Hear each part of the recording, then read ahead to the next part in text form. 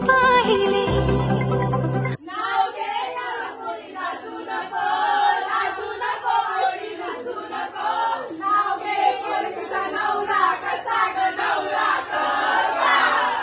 नाही हो, म्हणता म्हणता झालं आज आमचं लग्न. बघता बघता झाली आमच्या प्रेमाला आज 5 वर्ष पूर्ण.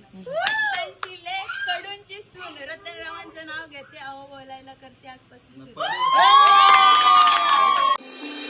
भीतमाप ओलांडून घरामंदी आली, लंकेची पार्वती मखरात सजली.